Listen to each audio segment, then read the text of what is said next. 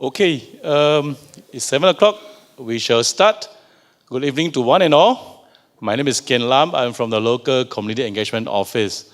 Before we start, can I have a show of hand? How many of you are visiting NTU for the first time?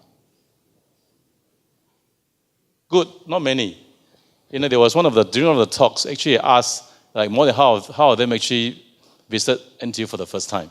So it's good that you have been here before, and I encourage you to actually spend some time, look around NTU too, because NTU has changed quite a fair bit over the last few years. In fact, we are one of the top 15 most beautiful campuses in the world. And if you like rankings, we are ranked number 12 in QS World University Rankings. And just to share with you, the latest is our material science is ranked number one in the world by US News and World Report. And our computer science and chemistry are ranked number 2 in the world. And our engineering is ranked number 5 in the world. So we have a lot of top programs within NTU. Well, again, thanks for coming, especially in the evening of a Friday, last Friday of the month. Probably a lot of you might have, trying to spend some time with your family and so on, and yet you choose to come to NTU. I think that speaks a lot. Now, we have been doing this for since July 2017. So every month we try to invite one of the professors to talk about his or her own research area. And we also ask them to speak in layman terms because we know you come from a very diverse background. And one of the purposes of this is to help Singaporeans appreciate research and its benefit. And today we are very happy to have one of the top professors from a business school to talk about entrepreneurship. And of course, we also have a couple of panelists. So the flow of tonight's program will be this. The speaker will speak for 30-40 minutes. Following that, the two panelists will also share about their own experience. And then there will be a short panel discussion followed by the Q&A. So try to ask questions. Just some of the panelists told me he said he enjoyed difficult questions. So if you can ask questions that he cannot answer, I think that is considered a very good question. Right, Adrian? He's hiding there. Okay, now without further ado, let me first welcome the speaker for tonight. His name is Professor Huan.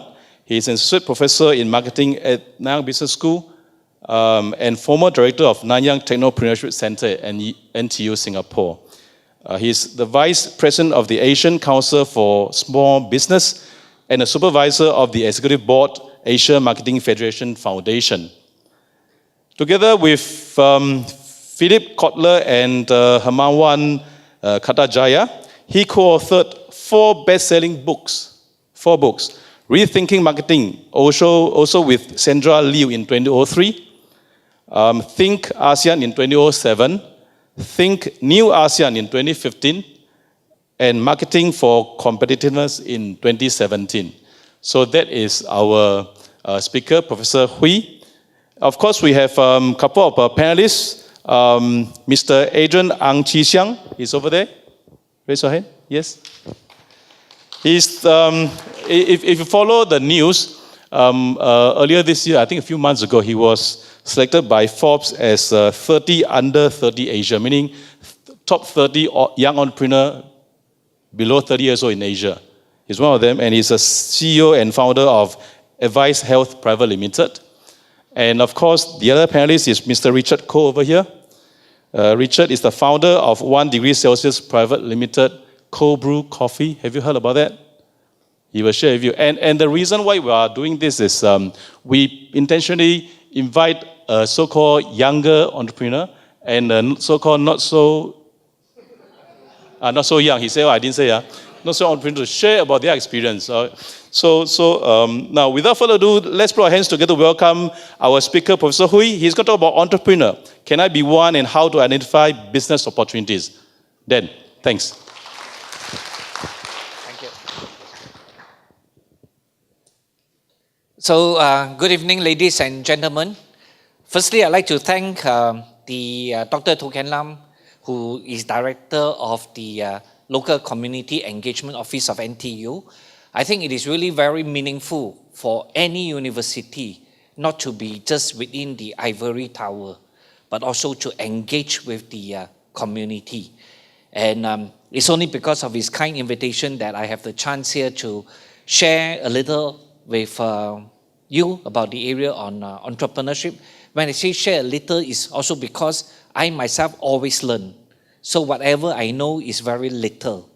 But I always share with everyone that the most important thing is that if I can inspire you to love this topic, that would be my main goal, my main purpose.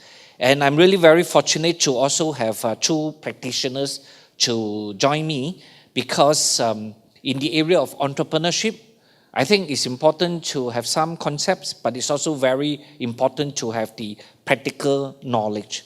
And they are the experts in this area. And just now, as Ken Lam has mentioned, this goes to show that entrepreneurship has no barrier, no gender barrier, because unfortunately, Richard's wife, I think, is as good, if not a better entrepreneur than him, just to show that there's no gender barrier and also no age barrier. So whatever is the age, I think the most important is that if you have a purpose in mind, which I would like to share. So for my sharing today, this evening, there are two areas I would like to talk about. One is about finding business opportunities. I think this is one of the areas that those who want to go into the area of entrepreneurship will always find that one of the biggest challenges is, but what area should I go into? This does not purport to cover everything. But as I mentioned, the most important thing is if I can stimulate your thoughts further. And this framework here you see is actually quite simple. It's called the 4 C's. Think about who your customers or potential customers can be. Think about who are the likely competitors in whichever field you choose. Think about the changes in the environment that affects the field that you choose. And think about yourself as a company. What are your strengths and weaknesses?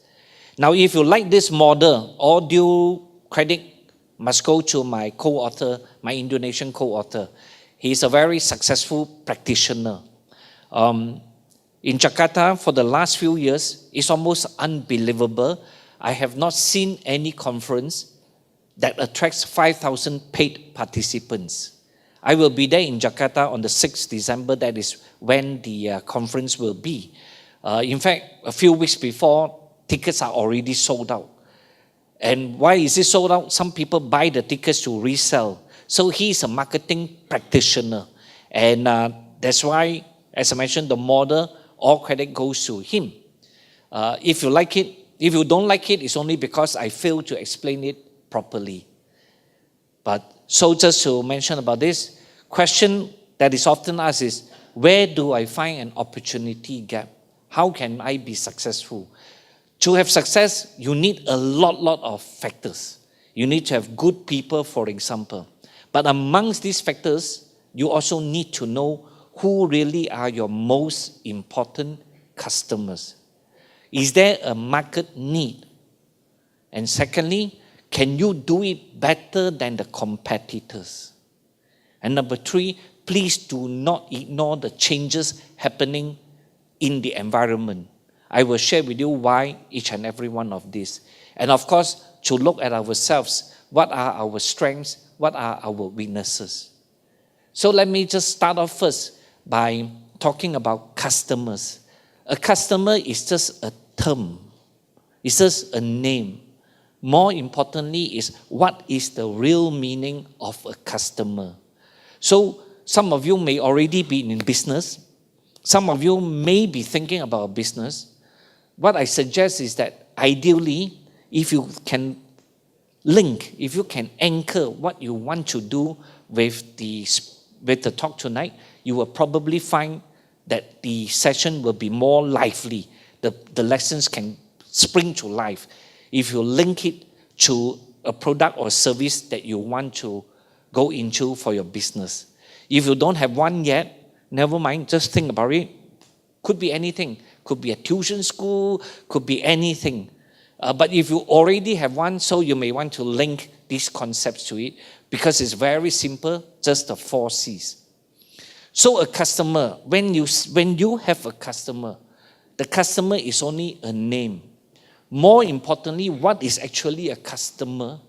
A customer is none other than a value demander. So always bear in mind.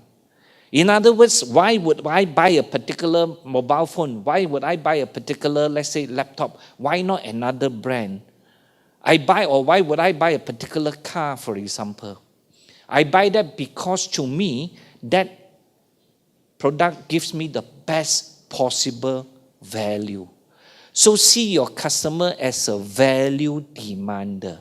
When a customer buy your product or buy your service, the customer will incur costs, which is all right. Of course, when we want to buy a product or service, we will have to incur costs. But most importantly is, what are the benefits from that product or service? So that's why, as I mentioned, think about it. Please link to a product or service. If you were to run a tuition school, for example, somebody who wants to come to your tuition school, they will have to pay the fees. They have to bear the costs. But they don't mind if the benefits are higher. So value is really none other than benefits minus cost of benefits over cost. So this concept is not from us, not from my co-authors, not from Philip Kotler, but from 3 persons called Barry, Zeithaml, and Parasuraman. So according to their argument, what they say is that when we want to buy any product or service, we incur costs. And there are 2 types of costs we will incur. So just a very simple example, if I go to McDonald's and I buy a McDonald's burger, I will incur costs, the dollars and cents that I will pay. But it's not just the monetary cost that I incur. There's also another type of cost, and that's called non-monetary costs. And there are 3 types of non-monetary costs: time, effort, and risk. So if I want to buy something, one of the costs will be time. How long do I have to queue? Time is cost. Another will be the efforts. How difficult is it for me to go to get your product or service? And another non-monetary cost is risk. If I buy your product, what is my risk level? Do I have confidence that your product will work? So I will incur costs if I buy your product or service. Or let's say even if I go to stay in a hotel. When I go to stay in a hotel, I have to pay for the hotel room, right? So when I want to book, is it easy to book? What are the efforts that are involved in that? And also the risk. How good will your hotel be? Is it safe enough? Is it clean enough? So these are my costs. But I don't mind paying all this so long as I can get benefits. So the benefits have 2 types of benefits. One is the usefulness, the functional benefits. Another one is the emotional benefits.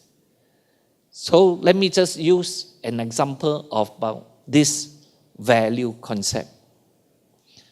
Now, is this pen expensive? Very expensive, right? But how is it that this company can still survive? That's because it still has customers who are very willing to pay a lot for this. So in terms of the cost, monetary cost, a very high cost. But the benefits, wow, very high emotional benefits. If you have this pen with the logo there, every Tom, Dick, and Harry can see that, wow, you have a Mont Blanc pen. So it can still have good value. Actually, this pen is very, very expensive. For the price that you pay for this pen, you probably can get 500 ballpoint pens, right? And they can last you for your whole life. But very importantly is, different types will have different customers. There are some customers who are very willing to pay. Let us look at NTU, just an example. NTU has Starbucks. I seldom go to Starbucks. Maybe because there's the problem of having studied marketing, right? To me, for me personally, I seldom go. And I'm actually sometimes quite puzzled why people would go. Why? Because in NTU's canteen, for the price that you pay for a cup of Starbucks coffee, you can probably get 8 to 10 others kopi. But of course, there's a difference between coffee and kopi, right? But for me, personal preference. By the way, nothing wrong to go to Starbucks. Is really a question of personal preferences. So that's why you must really think about who are the customers you are going after. There are some people who will love kopi. There are also some people who will love coffee. No right or wrong about that. But each one will also offer value. And by the way, to be successful in marketing or as an entrepreneur, it doesn't mean you must always be selling expensive things. This company is very successful. So you can still succeed. Most important of all is who are really your most important customers. So that's why I would urge all entrepreneurs. And to me, one of the biggest mistakes about entrepreneurship or entrepreneurs is a lot will want to sell to the whole world. I will ask you to ponder, think about this. If you want to be a market leader, don't try to market to the whole world. Of course, anybody who wants to buy from you, you will sell to them. But there is no one product or service that can appeal to the whole world. And the reason is because the whole world comprises so many different people. People are not the same. People are not homogeneous. There are people who love kopi. There are also people who love coffee. So we have to think about that very clearly, is who really are our most important customers. And also, as what Kotler would say, and I have a lot of respect for Philip Kotler, because now we are writing our fifth book. Still, he's 90 years old, very, very passionate. And he said, to be successful, try and satisfy your customers as much, but also think about one or two ways or some ways that you can delight your customer. Don't just satisfy. Think of some ways to delight a customer. Actually, there are so many ways that are possible to delight a customer. When everybody sells a bowl of noodle at $4, that doesn't mean you cannot sell it at $3.80, right? As a point of differentiation. But you see, to me, the vast majority of a lot of business people, they are doing quite the same as many others. So think about some ways to be different. To be a market leader, you have to be different in one way or another. This model comprises 4 C's: customers, competitors, change, and company. Again, where is the opportunity gap?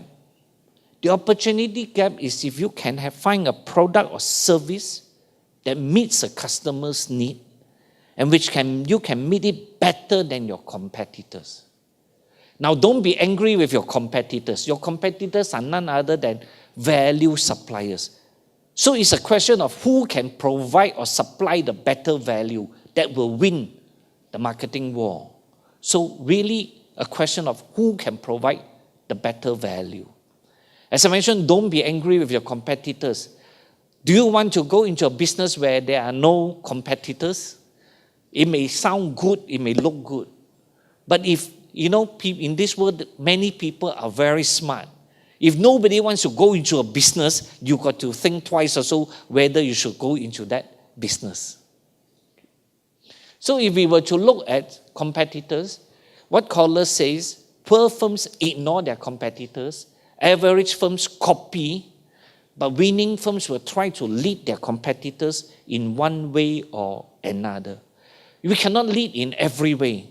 Like just now, Dr. To was mentioning just now. For example, in NTU cannot say we are number one for all subjects in the world. We cannot be. It's very difficult. But we must be at least in something. like material science, for example, or engineering, we're number 5 in the world, or artificial intelligence research, we're number 2 in the world. Number 1 is Microsoft. For a university, it's number 1 in artificial intelligence research. So competitors, if you are running an airline, for example, the day will come where you will be very worried. Why? Because of changes in technology. Trains today can go very fast. In Taiwan, from Taipei in the north to Kaohsiung in the south, who will want to fly when you can have a high-speed train that may take 3 hours or so? So the time will come, especially in countries that are big countries, whether it's India or China. For instance, in China, there's a high-speed train from Beijing to Shanghai. People will not want to fly that anymore. So this is what we call watch out for your competitors. They may arise because of changes in the environment, changes in technology, for example. Okay. I just use as an example. Whenever I go to Shanghai, I will not take a taxi anymore. First time I took a taxi, I didn't realize cost me quite a lot and took about an hour from Pudong Airport to the city. Then when I realized that, wow, this one only cost me something like 50 renminbi, about 10 Singapore dollars for one way, and it only takes 8 minutes from the airport to the city. So that will be a very big challenge for taxi drivers. And with this train, at least I know quite for certain there's no traffic jam, for example. So 4 C's for any entrepreneur, where however successful you are or budding entrepreneur, think about it. Who are your customers? Who are the competitors in the field that you are operating in? What are the changes in the environment? Because changes in the environment is actually the area that can create opportunities sometimes and could also be threats. So changes in the environment, what we call value migrators, they shift values. For example, how many of you have heard of this company called Olivetti? Anybody? Olivetti? Yeah, great. Typewriter, great. Because when I ask the younger generation, they don't know. They have never heard of Olivetti. During my time in the 60s, right? If you tell people that one fine day Olivetti will collapse, people will say, you must be crazy. It's just like telling people today, one fine day Google will collapse. People will not accept, will not believe. But it's the change in the environment. Olivetti is very good as a typewriting company, typewriters. But who uses typewriters today? So it is the change in the technological environment that killed Olivetti. So watch out for changes in the environment. Lots of changes. So let me just run through just some examples. Demographically, for example, the world's population is growing demographically. What does it mean? Example, not enough fresh water. Just an example. Another, aging society. In many countries, not just Singapore, in Japan, Korea, China, aging societies. So today, in Singapore, 1950, most people would have died before they reached 60 years old. I still remember when I was young, I had the privilege of celebrating quite a few 60th birthday celebrations. When they reach 60 years old, you will call for a celebration. Today, it will be a joke if you tell people come for my 60th birthday celebration, big birthday. Because today's people will live a lot longer.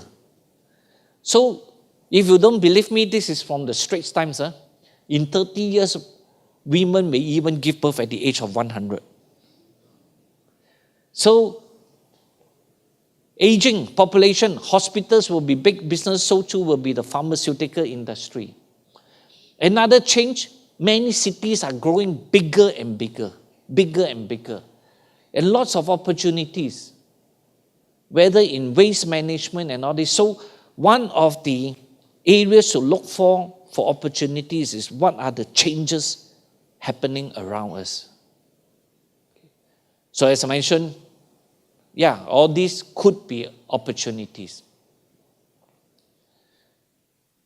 And Jack Welch says, when the rate of external change exceeds the rate of internal change, the end is near. Like the example of Olivetti. Last but not least is ourselves. What are our strengths and weaknesses? How do we build our capabilities? 3 ways. One way is through our internal development. So ourselves, we are the value decider, internal development. Another way to build our strength is if we can merge with companies that have skills that we don't have. Or yet another way is form strategic alliances. Here I will use an example of a big company, Singapore Airlines. When Singapore Airlines first started in the early 70s, so many people don't know about Singapore Airlines. And one of the things it does was form a strategic alliance to fly this plane. This plane was the darling of the aviation industry in the 70s. And this is none other than the Concorde. So strategic alliance. And of course, they got to make sure when the plane first landed in Singapore, when the minister was invited, that the minister is looking at the correct side of the plane. 50-50, everything 50-50. The other side of the plane is British Airways logo. This side is Singapore Airlines.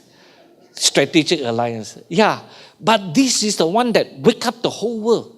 Who is this airline that flies the Concorde? Only British Airways and Air France flew the Concorde. So form a strategic alliance. For me, I used to teach accounting. And that's why my own students would not believe that I'm teaching marketing. I also need to form strategic alliance, right? So yeah, before that, like Jack's Place and others ice cream, strategic alliance. So for me, I also have to form strategic alliance. So that's why fortunate to have the chance to write a couple of books together with Philip Kotler. So just to show the example about strategic alliance. So the opportunity gap, where to find an opportunity gap? Ask ourselves, what is it that the market wants? Can we do it better than the competitors? So let me just show you a couple of examples. Adidas used to be the king of the sneakers industry. When Nike first started, Nike was not that big. But how did it manage to challenge Adidas? It's because it was able to find a gap. And what was the gap? Adidas is known to be a pair of shoes which is very good for sprinting and for football. But when Nike came in, it went for the joggers. An opportunity gap. Next question, if we were to look at this, why was Reebok? Reebok was founded by Paul Fireman. By the way, everything starts small. So if you are a small entrepreneur, do not be discouraged. Paul Fireman started Reebok with just one shop. And what did he do? Of course, he was selling shoes, contract manufactured, and put the brand Reebok. How did Reebok one fine day could challenge the likes of Adidas and Nike when it first started as a small shop, small entrepreneur? It could do because it managed to find a gap. And that was in the 80s. And what was the gap? Adidas is very good for sprinting, for football. Nike was for jogging. And in the 80s, there was an activity that was very popular. And there was none other than what we call, all the ladies will know, at that time in the 80s, popularized by Jane Fonda, and that was none other than aerobics. So try to find a gap is something different, something different. There will always be. Okay. So very quick example, this hospital in Thailand, very successful. Why? Because a lot of hospitals in Asia, for example, if you are sick, when you see the hospital, you wish you were dead. Some hospitals in Asia. But this hospital, if you are half dead when you see it, you will not want to die. Yeah. Why? They give you great food, okay? Their room. You know, by the way, in Singapore, some of the hospital rooms we pay, right? It's as expensive, if not more expensive than a 5-star hotel. But the room is only a 3-star room. Price can be 5-star price hotel. Yeah, so this hospital, wow, if you're not happy, they even show you the floor plan. And if you're not happy, you can stay in their suite. Yeah, so as I mentioned, when you look at this, do you want to leave this world? But by the way, it doesn't mean you must always go for high end before you're successful. This insurance company, they are very successful is because a lot of the big insurance companies will not want to take you as a customer if you're only paying $1 or $2 premium a week. But this company, they focus on low income. So very, very successful. And Bima, every month in the last few years, they sold 500,000 insurance policies. So you can also aim for low cost, doesn't mean must always be high cost. The local example, Bread Talk as well, found a gap, right? Let's bring ourselves back to the days when Bread Talk first started, right? For us, our choice was, okay, we go to a bakery, which we find in many of the heartlands, or if you want to go for higher end, you go to a 5-star hotel, really nothing much in between. But Bread Talk found this gap of a in between, some kind of a boutique bakery. Okay. So, I will also now move to this next part. This part is about the opportunity gap. The other part is, entrepreneur, can I be one? It's a big question. And I told Ken Lam that about the time, so I will want to try to keep as much of the time.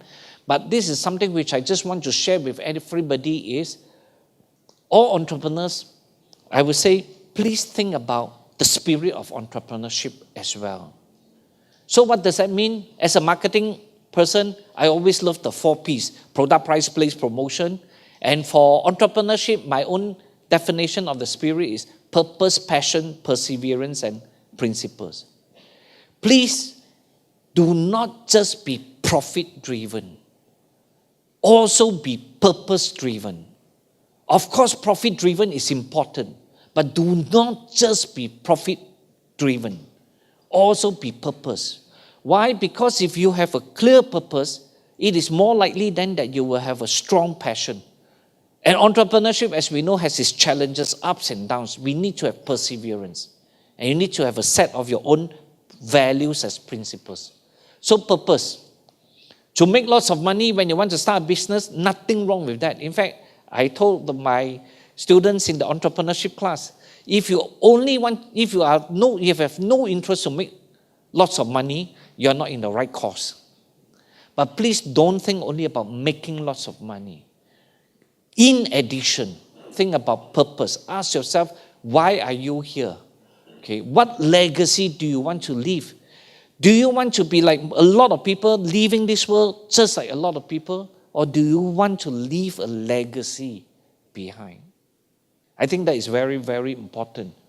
Leave something behind, something meaningful.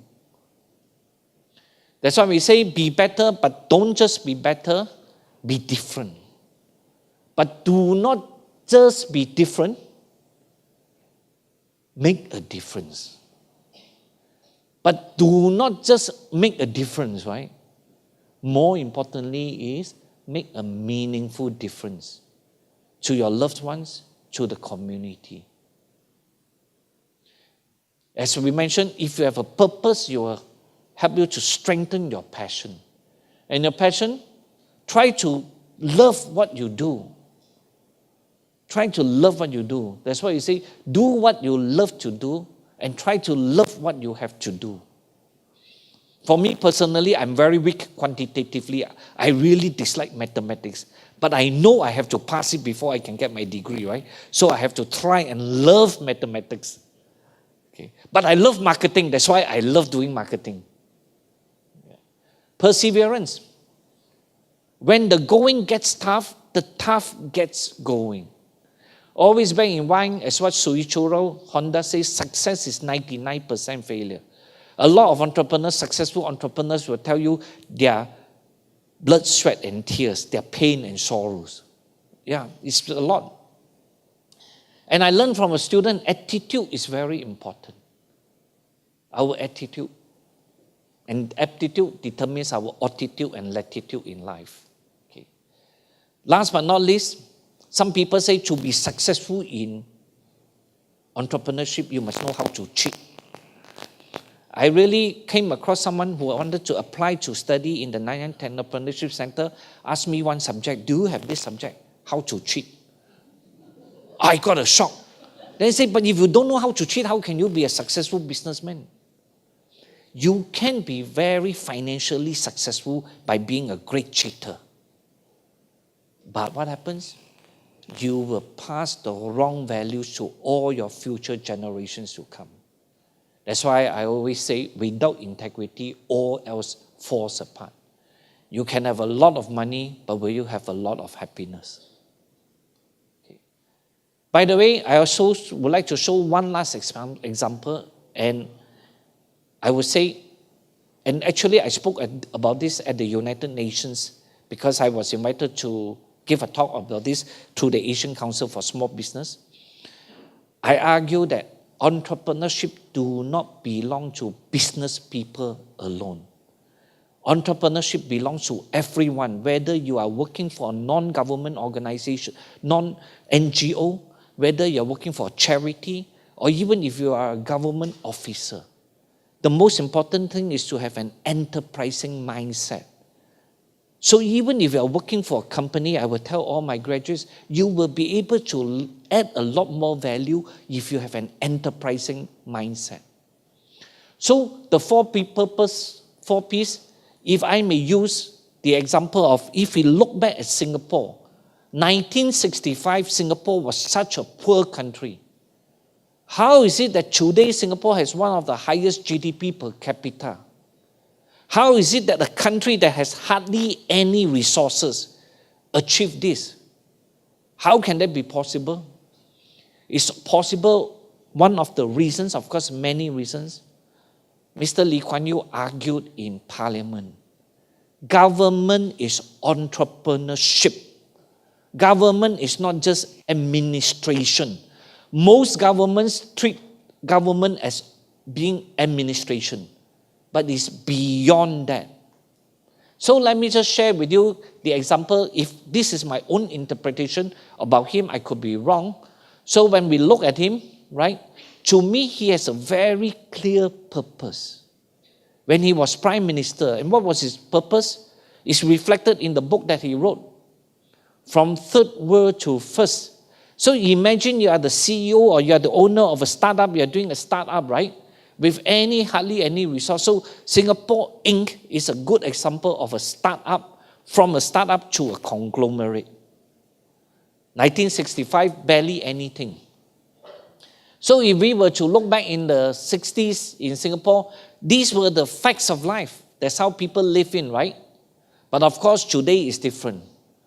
If we look at Singapore River then and today, it's also different. If we were to look at Orchard Road, 1960s, you can still see Siketeng, and today. This could not be done without also having an enterprising mindset. So I'm just using as examples. And the legacy that is left behind is continuously improve, continuously transform. Don't be complacent. So for entrepreneurs that are very successful as well, don't be complacent. The world is very, very competitive. If you stop improving, you will be killed. So these are just examples about continuous innovation. Terminal 5, for example, is being built. The port is going to be moved out. So just as an example. So with a very clear purpose, I think the best example of him having his passion is he already prepared his last few words before he died, right? So he said, Mr. Lee said, I have spent my life, so much of it, building up this country. There's nothing more that I need to do. At the end of the day, what have I got? A successful Singapore.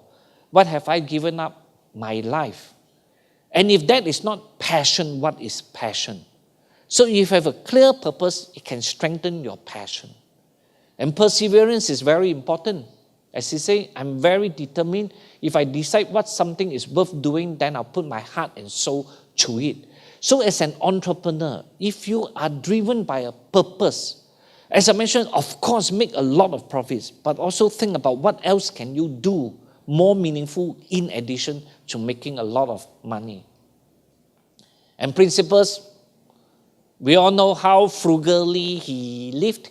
So in his house, you don't see any leather sofa. So it was not surprising that when he died, so many people really felt for that, including leaders from other countries. So I'm coming to the end of my talk. The world is changing. Question is, are you?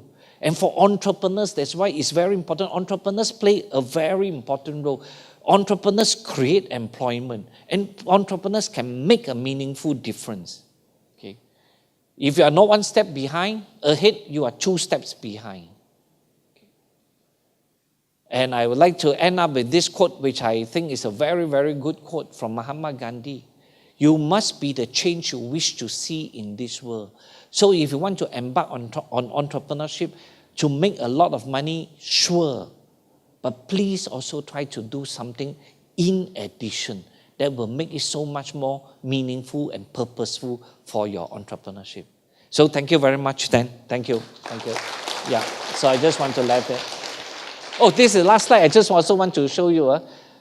This is the astronaut. Unfortunately, the space shuttle disintegrated when it re-entered orbit. This astronaut beamed from orbit to her home village, and she said, the path from dreams to success does exist. May you have the vision to find it, the courage to get into it, and the perseverance to follow it. And our two speakers, they will be able to share with you their vision. They will be able to share with you their experiences. Okay, so thank you very much. Thank you. So our next speaker, Adrian, really happy with that the program Nanyang Entrepreneurship Center. I would say that in all our activities and programs, we have 6 Forbes 30 under 30. And it's very difficult to become a Forbes 30 under 30. And really so happy that Adrian is willing to spend his time. I can tell you, he's very, very determined, very, very driven. And that's why every minute of his time matters a lot. And really want to say thank you to Adrian for coming to share with us. Thank you. Yeah, thank you, Professor Hui. I think maybe for some of you that might not know is that Professor Hui has been teaching me since 2012 when I was enrolled into minor entrepreneurship. And eventually I went out to work in the SME for 2 years and I came back to study my master's in entrepreneurship again. Because life is about learning, right? You never stop learning. So, very good evening everyone. My name is Adrian. I'm the CEO of Avis Health. First of all, thank you so much for Dr. To and NTU for inviting me back to where I was educated. It's very nice to be back here. I just wore my graduation hat just about less than half a year ago for my master's, right? So before I start, I just wanted to show you a little bit about what we do. And the best way to present this is, rather than me doing the talking, I will let my twin do the talking over here. Oh, we're wearing the same clothes. My name is Adrian. When I was young, I suffered from a severe asthma attack after playing with sparklers. I remember waking up in the middle of the night, unable to breathe. My mother had to rush me to the nearest hospital in a panic. She also had to take leave from work just to look after me. I saw firsthand the pain and anxiety that she went through back then, and that motivated me to find a solution. That is why we created Arizon Junior. Arizon Junior is a respiratory wellness device for your little ones. By simply placing it on their chest, you can monitor their breathing, heart rate, and sleep cycles from your smart devices. It is comfortable and easy to wear, so children can have it on all night. Arizon Junior is a smart device that picks up acoustic signals and uploads it into the cloud in real time. Our proprietary algorithm works in the background to provide you with relevant insights on your child's well-being. When the device detects anything out of the norm, it will alert you so that you can attend to your child when they need you the most.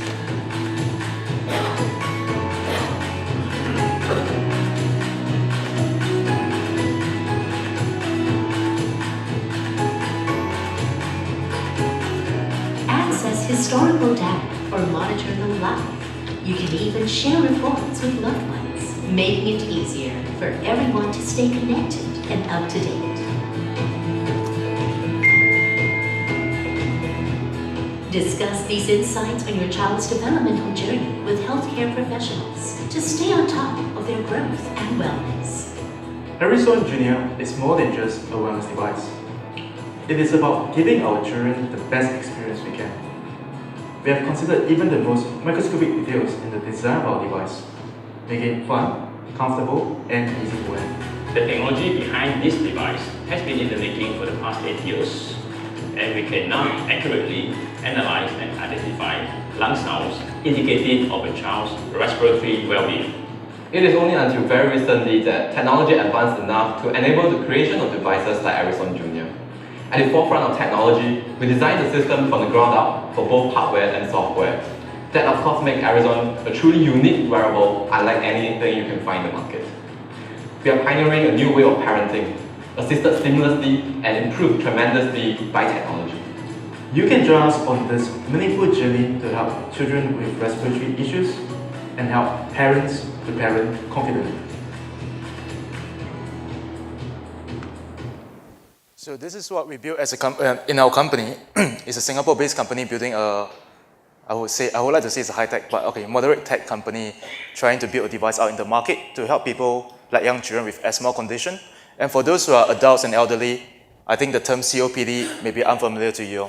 But COPD are something that the smokers, they actually develop, or for old people who have been having some issues with their lungs, they can't really breathe because of a decreased capacity in their lungs. And this is what we're trying to do here as a device, trying to help people get them have the best outcomes in the clinics and hospitals so that they can have an improved quality of life. But on the other hand, what medtech companies like us are really trying to do is to reduce the healthcare costs in society. Now, give a very quick perspective. A GDP in Singapore is rising about 2 to 4% every single year.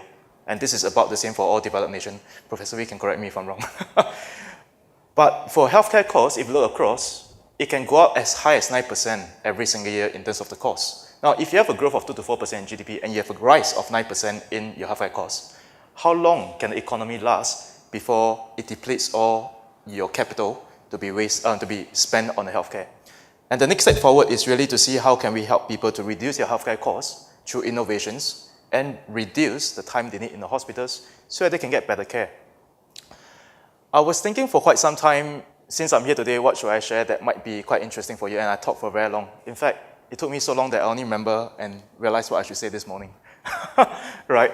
I just want to go on to one question, which resonates very closely to what Professor Hui just was talking about, the 4 Ps, and one of them is the purpose. What exactly is the purpose of AV's Health? What are we really trying to do in the long term?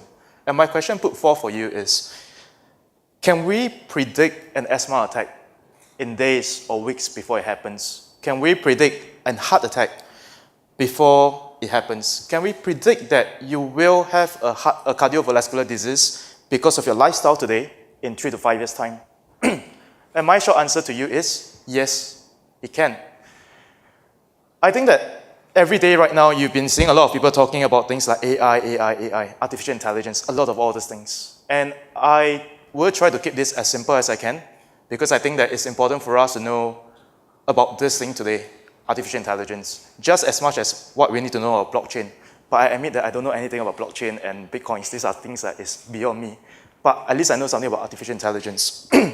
So to address the questions of how can we eventually predict a heart rate, or predict a heart disease that's happening, or a lung disease that you'll develop in years to come, is it even possible? For the space of cardiovascular disease, heart attack, it has already been possible. It has already been proven by companies, by research, by institutions that you can predict a person having a heart attack within 2 to 4 weeks' time. But they are trying to refine the accuracy of this device right now in the market. If you look at radiology, which is when you go to hospitals, you have your x-ray of your chest or any part of your bodies, you scan in, you let the computer see. Within a few seconds, it can tell you whether this tumor is cancerous or not. But compared to the past, how is it being done? Is that when you go to a doctor today, they will ask you to come back 2 to 4 weeks later, because the doctors need to spend a lot of time trying to reference with the past cases to see whether this particular tumor is cancerous or not. The next one we believe will be diabetes space. And the next one I believe will be respiratory space. And this is where we are. Now the question is, how do we do it then? is a device like what we built able to predict something? And if so, how can we do that? Let's take a step back to actually understand what exactly is the buzzword about artificial intelligence, machine learning, and deep learning. Again, I will try to make it as simple as I can. So artificial intelligence is really about teaching a computer a task, to solve a task that mimics behavior. And in this case, what I'm trying to say is like voice recognition and face recognition. In fact, this is in your everyday life.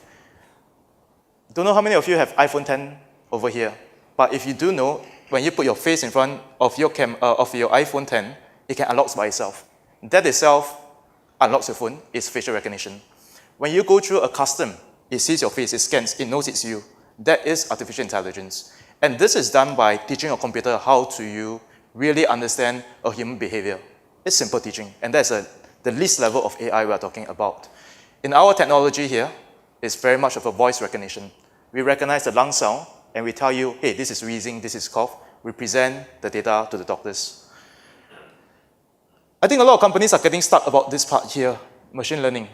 How do we get to machine learning? Well, machine learning in the first place is about teaching a computer how to solve a task without explicitly telling them how to do so. And what it means is that you give a very large database so that the computer can improve its performance. How does that relate to our everyday life? Do you remember the first time you learned to ride a bicycle? How many times do you actually fall before you start to balance the gravity and your weight according to the bicycle? How long does it take before you realize that if you're in motion on a bicycle, you actually get some more stability that you can actually go straight? And how long does it take before you realize that when you cycle too fast, you'll lose out of control and fall off the bicycle? Well, this happens because in your brain, you're learning a lot of data, you're getting a lot of experience, you're learning that. And because of this experience that you have, you master how to ride a bicycle. And this is exactly how we train a device today to do just that.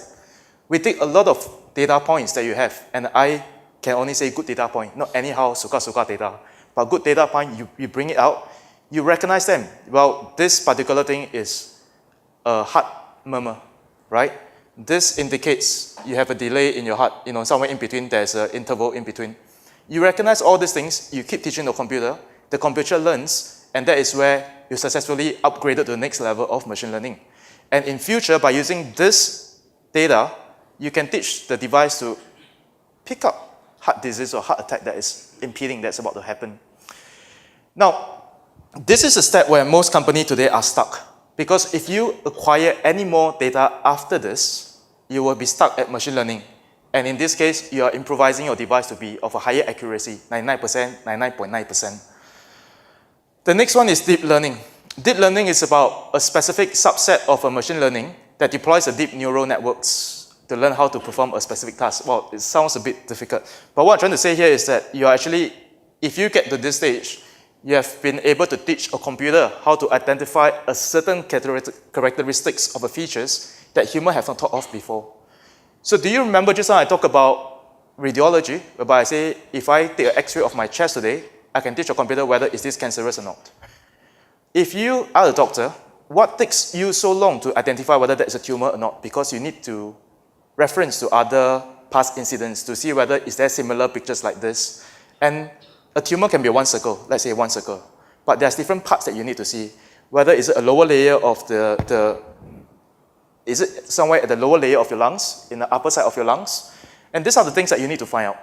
But if a computer has reached a deep learning stage, it can start to pick up information from different places to identify whether is this cancerous or not.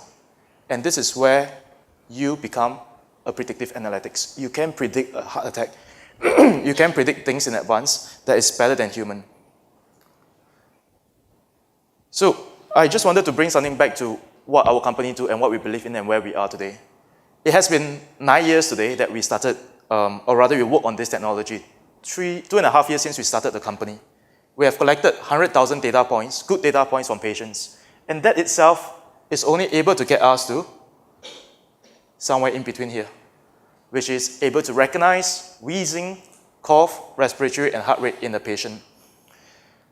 If I have more informations, more data points from patients, I can go on to very specific symptoms such as differentiating whether this cough that I have right now, is it dry or cough? Is it dry or wet?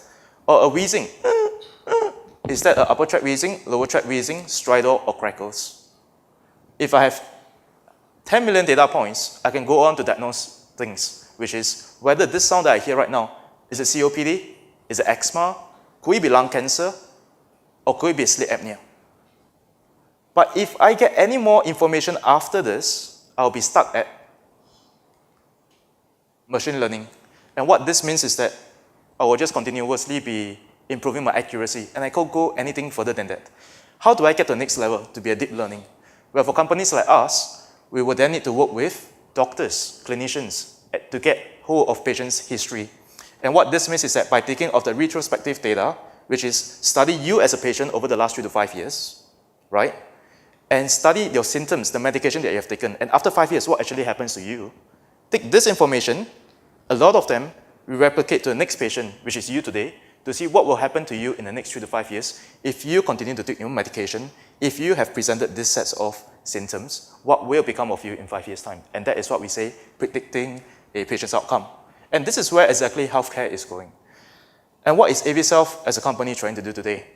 Well, in order to get us there, we are at a disadvantage, right? Because unlike heart disease today, you have Fitbit that is collecting your heart rate, you have Apple Watch that is collecting your heart rate. We talk about radiology, we have been taking X-rays since 20 years ago. There's a lot of all this information in the market. But in the space that we are in respiratory care, there hasn't been a device right now in the market that are collecting this information. And this is why it took us 8 years to collect 100,000 good data points. And so, for us to get there, we first have to build a device. We have built it. And what we're going to do next is to get out in the market. We are getting out in the market in June next year. And then we don't stop in the consumer market. We go on to hospitals that look at different diseases, asthma, COPD, and SIDS. And then we go on to hospitals, which is to measure the respiratory of patients in the nursing home, in the A&E, as well in the wards. With all this information that we have, we can then build on to the analytics platform for us to predict what is the outcome of you in years to come.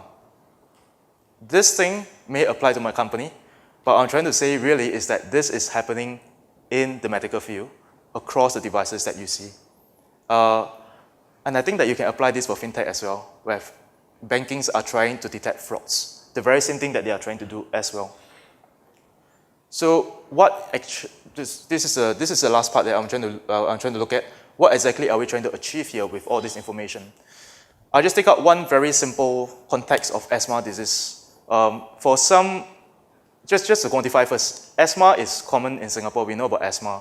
But for some reason, Singaporeans, our life is very it's very strong. We don't usually die from asthma, or we get very bad asthma and end up in A&E. But this case is very different in UK and US. Every single day, we record an average 30 deaths in the US and UK because of uncontrolled asthma attack in kids.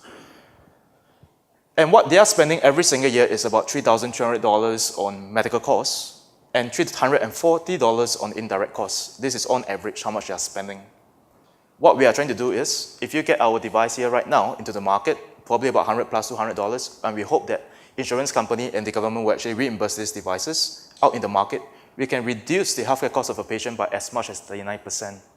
And this is where, in general, healthcare is going, and this is what we're trying to do. So I hope that this is something that is relevant, it's interesting, I could share with you all, and I'll be happy to actually answer any questions at the end of this session later on together with Richard. So without further ado, I'll pass the next part of the talk to Richard.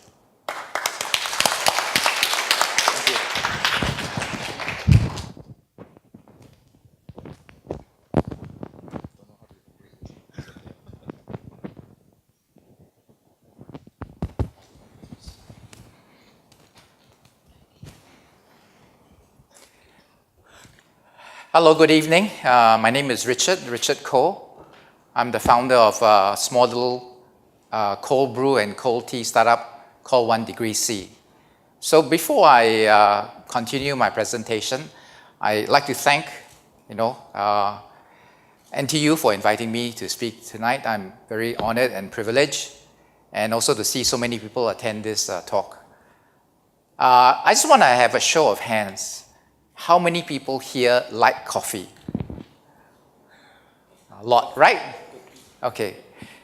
Early on, Professor Hooi was talking about who he likes kopi. How many people like kopi? Okay. How many people like coffee?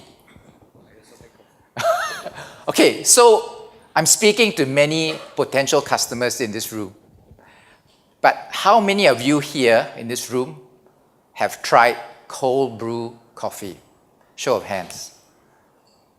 Okay, very few, much lesser. So there's an opportunity for me to convert kopi drinkers, coffee drinkers, and cold brew drinkers to cold brew drinkers. Okay? So 1 Degree C is a company that my wife and I founded back in 2016. The reason why we started the business was due to structural changes in the organization. I was let go, and I have spent many years actually working in the corporate world, over 28 years. So at that point in time, I felt that I was still a little bit young to retire. So, my wife and I said, let's look for something that perhaps we could do together. My wife and I are both very passionate people, and we like, as a hobby, we like to go cafe hopping, okay? I know it's, cafe hopping is a word that a lot of young millennials would do, but we will go with our children, or sometimes our children will tell us, Mom, Dad, there's a new cafe, why don't you check it out? So because of our love of coffee, we always go. So we travel around many places, Australia, US, even Malaysia and Thailand, to try many different cafes. And then we saw this thing called cold brew, which was new about 3 years ago. And it was a trend. So we decided to find out a little bit more. So that was how we started our thought. And having a lot of time, we decided that maybe let's investigate a little bit about cold brew coffee.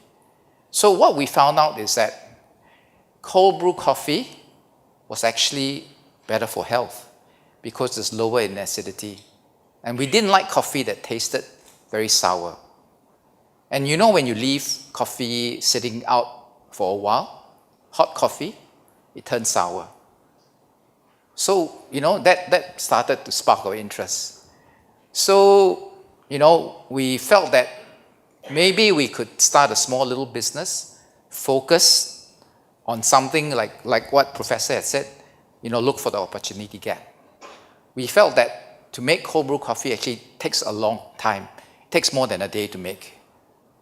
So we thought that, hey, maybe we can, there are so many cafes in Singapore, and this cold brew coffee is a new trend. Maybe we can be the back end. So we produce cold brew coffee, like OEM for all these small cafes, to help them to alleviate their staff strength. And this was our intention when we first started. So when we said, okay, let's think of a name to call our company.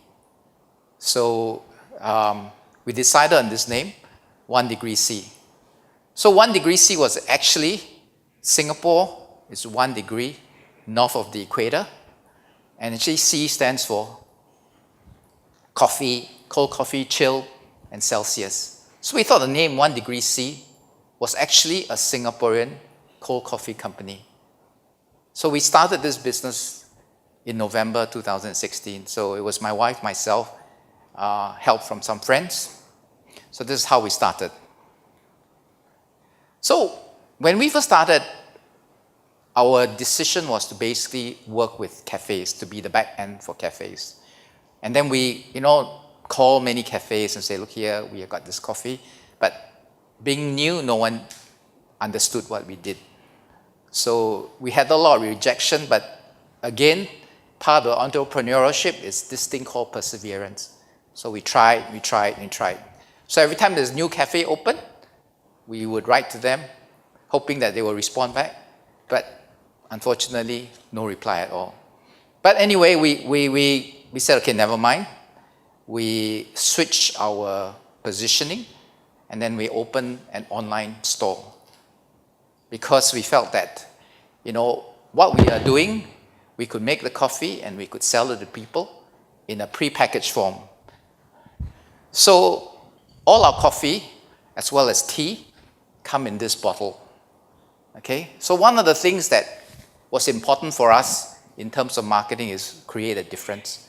We actually put our coffee in a whiskey bottle. So this is a whiskey bottle, okay? And then we, emphasize very heavily on the look and the feel of it. We wanted to keep it very simplistic, even keep, the look and feel, something that could appeal to our target segment. So our target segment, when we did our research, was really the millennials. People that are of the age 18 to maybe 38. People above that may not like our cold brew coffee, would stick to the normal kopi. So we were clear in terms of our segmentation and who we needed to reach out to. So again, this is part of what Professor had talked about.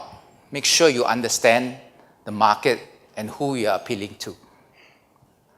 So one of the things that we wanted to do, and very clearly in the beginning, was to make a coffee that was better for health. Because my wife and I are not young. We prefer to drink something that's healthier, without sugar, without preservatives, organic and fresh. So that was the key thing that in our mind. But in our own thoughts, being a Singaporean company, we wanted to work with other Singaporean suppliers to make sure that we can form strategic alliances with other people so that we can grow our brand together. So what we did, again, we created a very unique product in a whiskey bottle. Our emphasis was very much on taste and quality. So prior to even launching our product, we spent a lot of time doing a lot of market research. So we had taste tests. We asked friends, we asked our children's friends, we asked friends of friends to come and taste our product. And we, in fact, had a taste test in a cafe to find out what exactly people wanted. And from that statistics, we narrowed down our so-called target segment to millennials, to people that we felt that would buy this product because of the taste, because of the ability to spend, and also the ability to influence and tell people about our product. You can see from here, we have, what we have done is that because we are a very small company, we didn't have a lot of money to invest in marketing. So most of the things that we did really was very much through Facebook and Instagram, and also word of mouth. 2-3 years ago, if you ask me, do I know anything about Facebook or Instagram? The answer is probably no. Neither did my wife. So we were stuck, honestly. We were saying, oh no, we are creating a product for millennials, and yet we didn't understand how to reach them. So luckily, we have children and our children, my daughter in fact, helped build our first website, our e-commerce site. We're very grateful to her. And then our son, went and took pictures for us because he's a videographer. So we had help. And then again, we engaged my son's friend to help us to do our Facebook and our Instagram. So slowly, we started to get awareness, and that's how people started to understand our product. And we also started to take part in a lot of pop-up events like Farmers Market, and also to take part in the Singapore Coffee Festival. And that's when things really changed and turned for us. A little bit stepping a little bit more about cold brew, just to give you a full understanding of why we went to it. Cold brew is less acidic because it's actually chemistry. When you use hot water and you use cold water, when you make coffee, the hot water actually produces an acid that makes it sour. When you use cold water, the acidity is reduced significantly. And as you know, that acid is not good for you. A more alkaline product that you drink is actually better for health. So with this product in cold brew, it's actually sweeter, smoother, and nicer in taste. At the same time, it gives off this very nutty flavor. And that was something that we like. And because cold brew is something that you can keep and refrigerate, it actually lengthens our shelf life. We can make this product and we can sell it and give it to people, and they can leave it in the fridge for up to 2 weeks and drink it anytime they want. And also the versatility. Cold brew can be mixed with many things. Cold brew with ice cream is called affogato. Actually, it's very, very nice. If you like ice cream and coffee, it's a very nice drink. We've also experimented with other things. We experimented our cold brew with vodka. And again, I can tell you our black coffee and vodka is outstanding. Okay? And we have tried with many other things. We tried with Sprite. We tried with Kahlua.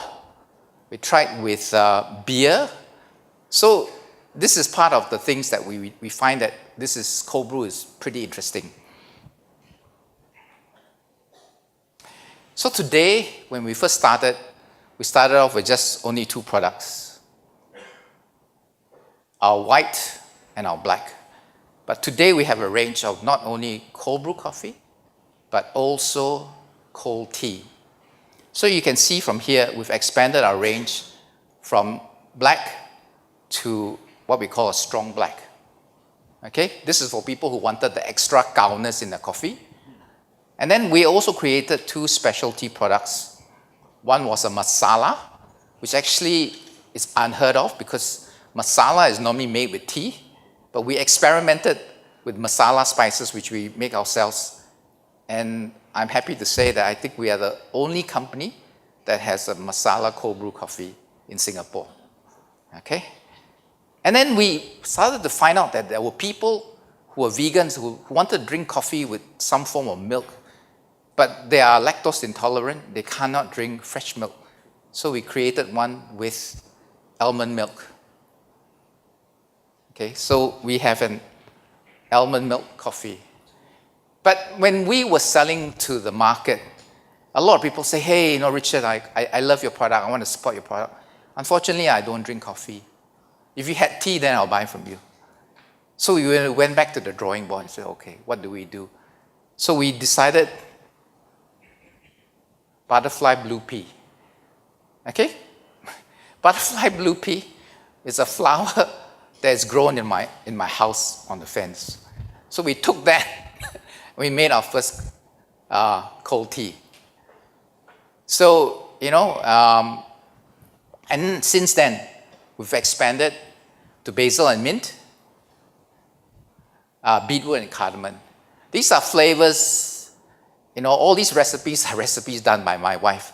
Unfortunately, if she's not feeling well today because we've had a very long week in terms of, operations, but, she would be more than happy to share with you, her thoughts. So all the flavors that we have created are flavors that are very unique, flavors that are, in a sense, very Singaporean, because we wanted to showcase, this Singaporeanness in this business that we have.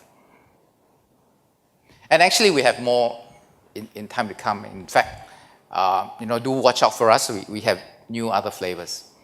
So one of the things that I wanted to emphasize is that we don't add sugar. This is very key for us. We use fresh ingredients. We don't use preservatives. So our product is organic, fresh, but unfortunately, without the preservatives, our lifespan is only up to 2 weeks. So when we created our product, the thing that, Professor talked about is what is the emotional connection. We wanted, because we are appealing to the millennials, and our product has to be very Instagrammable. This was the thing that not only are you providing the value, but there's also a non-monetary value, which is that, I've got this product, I want to share, I want to take a picture. And this is the way that we managed to grow our business, our small little business, is that we had a lot of people that liked our product and started sharing, and then that's when we grown our awareness. because of the, our awareness, we were lucky to, gather some media. The Straits Times and the Business Times, came and talked to us and, helped us understand our story and share our story with other Singaporeans. So which we are very, very grateful, and we are very, happy to share. And where are we heading? When we first started, our idea was to be the back end for a lot of cafes. Unfortunately, that didn't work. So then we started to focus very much on the B2C, being a business to consumer, and that's when we had our website. But over in the second year, we are seeing more and more demand from corporates. So we have a lot of corporate events. People would ask us to supply the drinks for them for an event. It could be things like, for example, on the 1st of January, we have a wedding to do.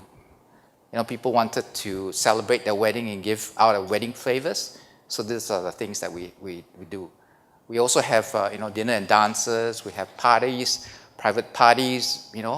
We also do corporate events. We are also happy to say that our drinks were available in some airport lounges in Changi Airport, and we have also penetrated in a few cafes. So our business now is very much more B2B rather than B2C.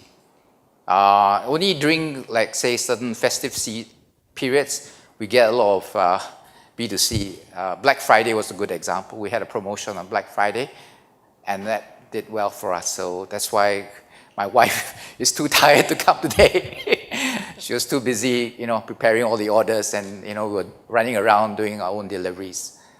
So, being a small company, we do everything from operations, from production, from accounting, from so-called Facebook marketing or Instagram marketing, which we engage someone else to do. But it has been rewarding in the sense that we are able to connect with our customers.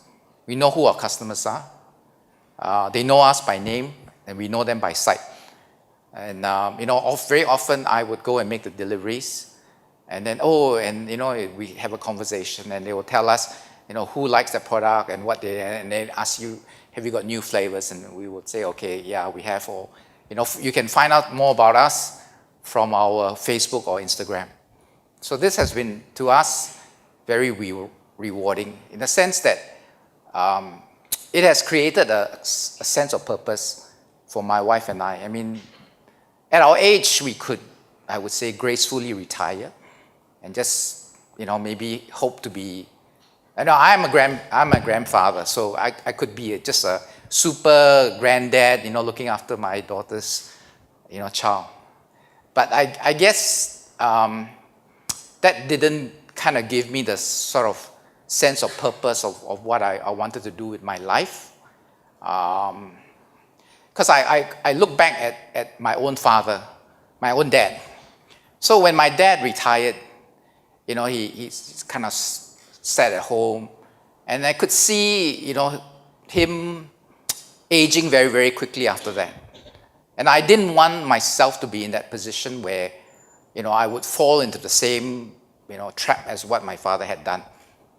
So, I wanted to be active, and so did my wife. And, this is something that we felt that was fairly unique,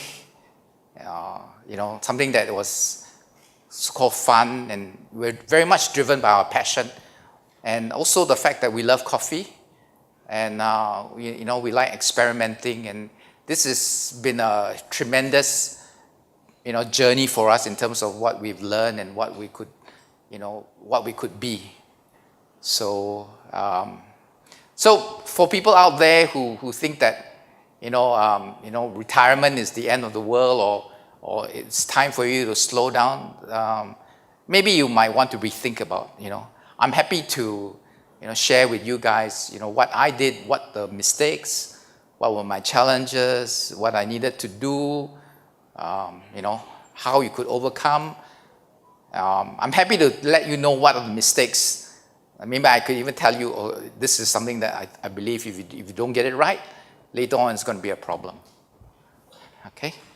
And this is my very last slide. So, learning is for everyone. There's no age barrier. Entrepreneurship is, again, no age barrier. As long as you have the passion, you have the purpose, you have the perseverance, and you have the integrity, this will help you through. So, thank you very much for your time.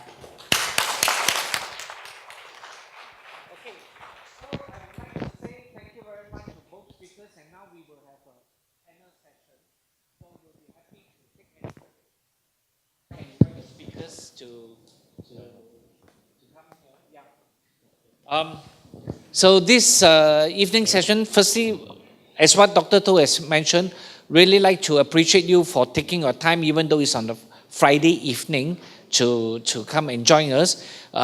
If you need to leave for earlier now for any reason, no worries about it.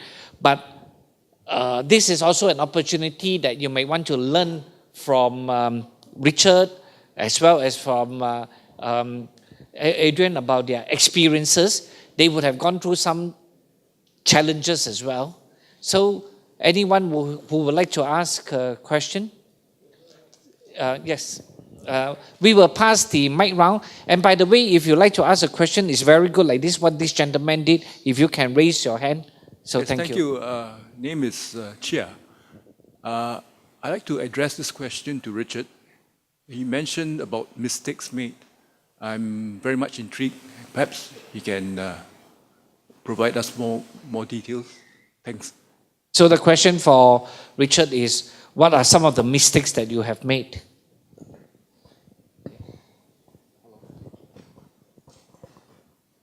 I think earlier on, one of the mistakes I made was not getting my product trademark. When you start a business, you always think about all other things. You think about, your brand and so on. But you need to protect your brand. And this was something that I didn't do in the beginning. And, right now I'm in some form of trademark dispute. It's something that you should do when you first start your product. Go to IPOS and register your trademark, not only a trademark, but also a service mark. And I did my product mark, but I didn't do my service mark. So this is something that it is important that you may not have seen, but it's you will regret it later on. So this is just one example. So thank you. Maybe I will also ask Adrian to share. Adrian has been around in the business for about 8 to 10 years. So yeah, although it was 2 to 3 years ago that your company started, but from your own experience, is there any mistake or you feel that you have not made any mistake at all? No mistakes, Mark Zuckerberg.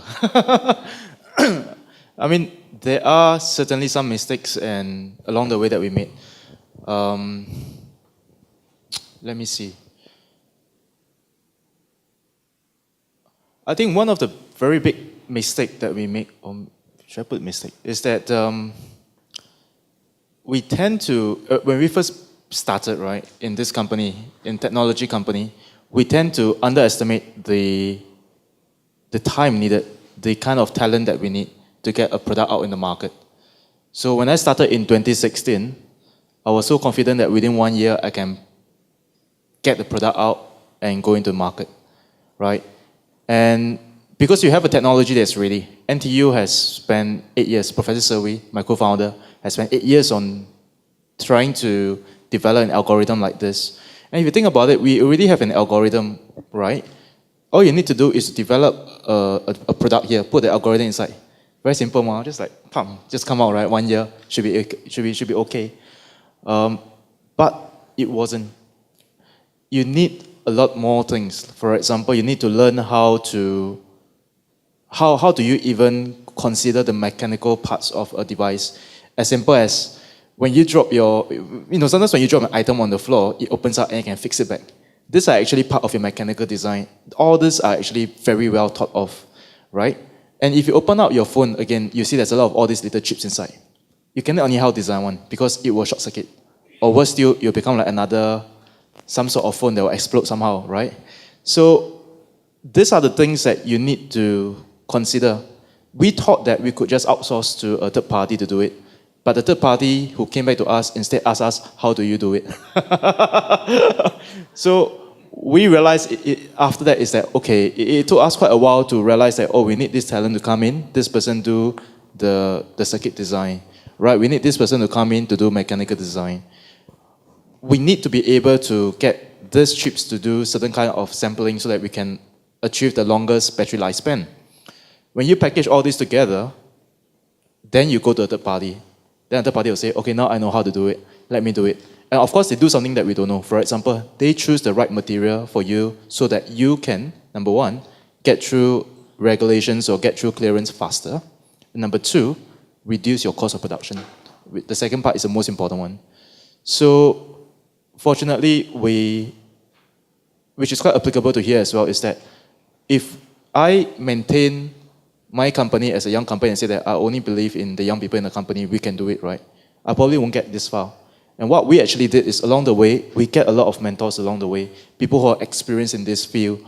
Our age are very diverse. We have people who are 40 plus, 50 plus, 60 plus, who advise on us, some based on pro bono basis, some based on a coffee or tea that we get for them. And they share all this very good expertise and advice for us. And my hope, of course, is that as a company grow, as we move forward, we can gradually bring all these so-called mentors or so-called experienced people into my company, because my goal right now is it's unlike other companies, right? My goal right now is to increase the median age of a company so that we have a mix of people who are active, who are passionate, who can chiong right now, together with people who are experienced and can help us to assess the market later on. So thank you very much, Adrian, as well as Richard. As I mentioned, I'd like to open let the audience have the opportunity for more questions. So the floor is open. Yes, there's a question there.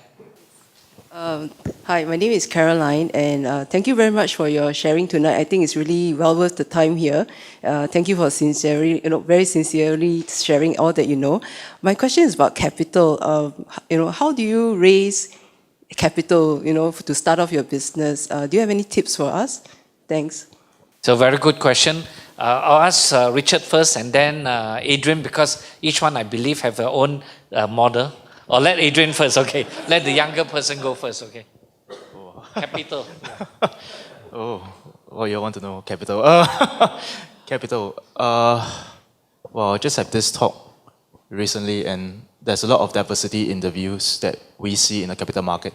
Let me quantify by saying this first. My view represents my own opinions, but it can differ across the people that you talk to.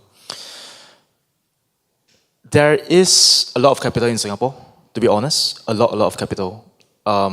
Unfortunately, as an Asian economy, you will see all this capital flowing into two parts. One of them are properties, and then you can basket all the share, the equity market, bond market all together into one, which you call it safe havens.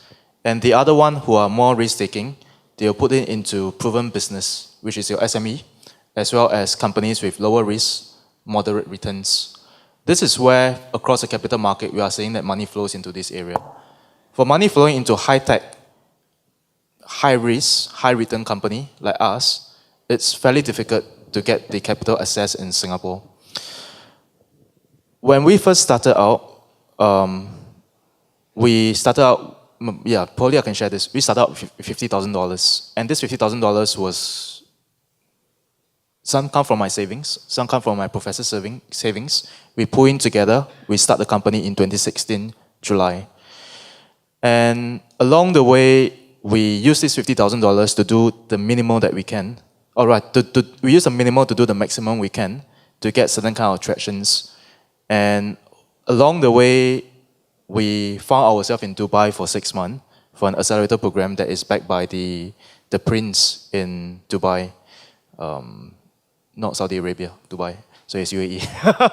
So he backed us for 6 months, and we get very good validations across hospitals over there. We got a lot of letter of intent, we get tractions, we get patients. We came back to Singapore, we went to the government to get grants, and then we went on to a group of angels to raise, or we call it solicit, a round. And that allowed us to raise our first seed round last year.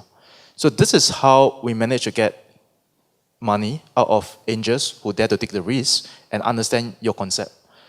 I'm moving on to the next part right now, which is Series A. Series A, we are typically talking about millions of dollars. And I can be very upfront with you is that I am also facing some challenges in assessing the capital. I mean, there are money, but there are, as you progress in a certain stage, you will realize that there are just some money that you don't want to take, or you don't dare to take, right? Because maybe there are just some clauses that if you take their money, you will be losing entire control of your company. Or if you take their money, you have to hypothetically set up a company in China, and you have to pass on your IP, your everything into China, and make your Singapore company as a subsidiary. So these are some of the concerns that as you move forward, you will realize. And I'm still learning along the way. So I hope that that answered the question as well. Actually, this is a very interesting question, and it's really very interesting that we have two entrepreneurs in quite different fields. So, as you mentioned, that for Adrian, his business is in the moderate or high-tech business, and that gave you an opportunity to attract royal support as well as potential angel investors. Now, Richard, your business probably may have a different kind of a path, and that is a very good question. Actually, I like to look forward to your answers because I will soon be retiring as well. Okay, yeah.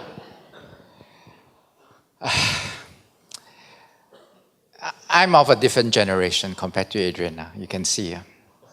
So my wife and I believe this thing called MOM. Okay, it's not Ministry of Manpower. It's my own money.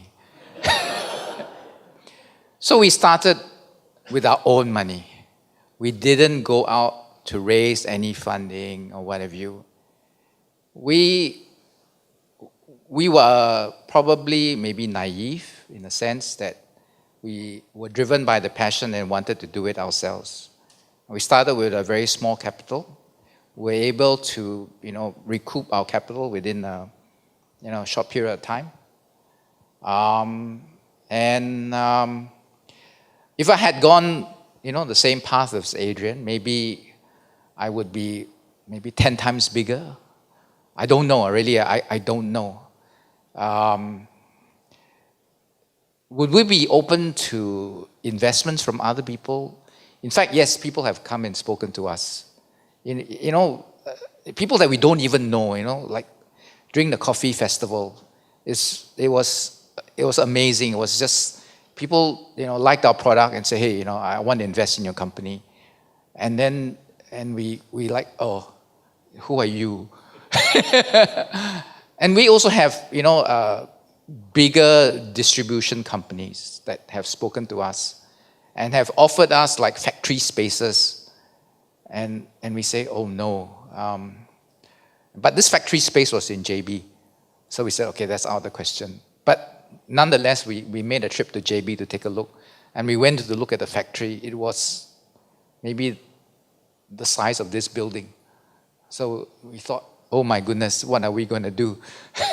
So are we looking for investors? I think money is one thing, but we're also looking for talent. We're looking for people with the same passion, people that understand our business, the people that could take our business to the next level. Money is one thing. Like Adrian said, you can find, a lot of people have money, but if they can't take you to the next level or help grow your business or share with you, then maybe you should be more prudent. At our age, we are not willing to gamble as much. We know the tried and proven way.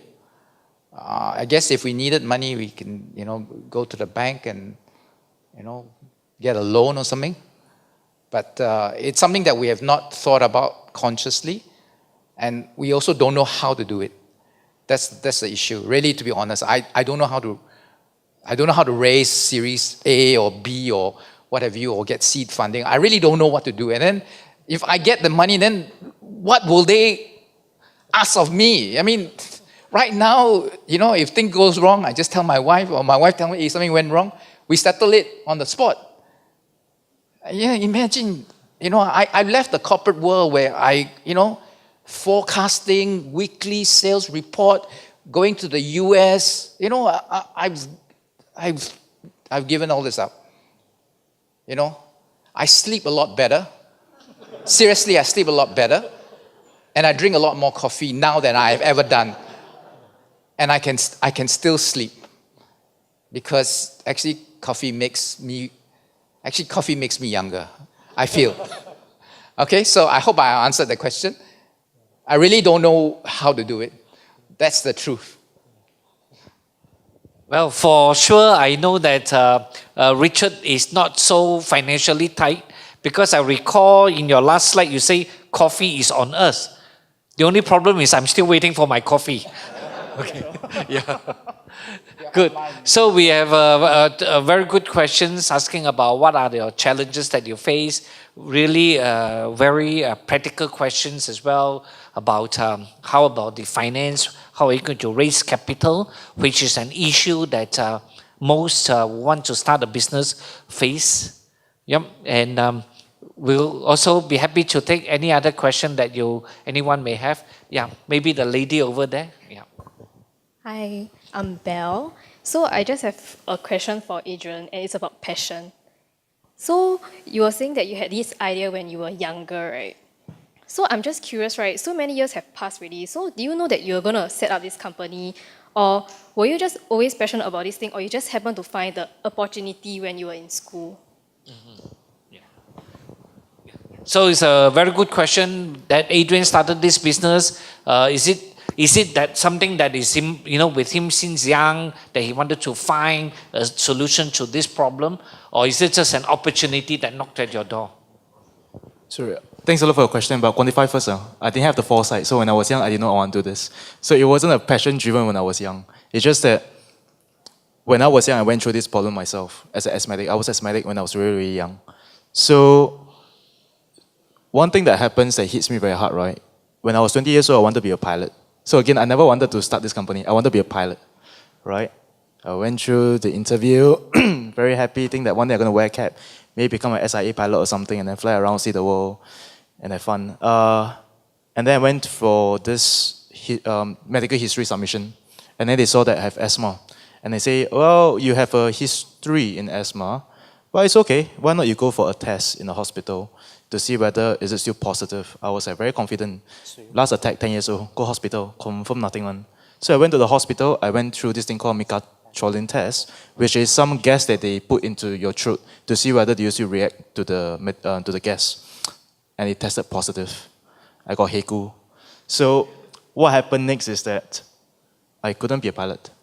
So eventually I went on to study EEE, which is by luck, right? And by chance, I went on to work on algorithm. By chance, I get to know Professor Survey. By chance, we are working on to something very similar to this thing that we are working on today. And that gives me the idea that, hey, if I can use what I learned today to contribute back to what I do, to help people, to help children today with asthma, why not? And to put it into context, I didn't start this company immediately after I graduated. In fact, I was working in an SME for 2 years before I had a coffee and I came back and I started this company.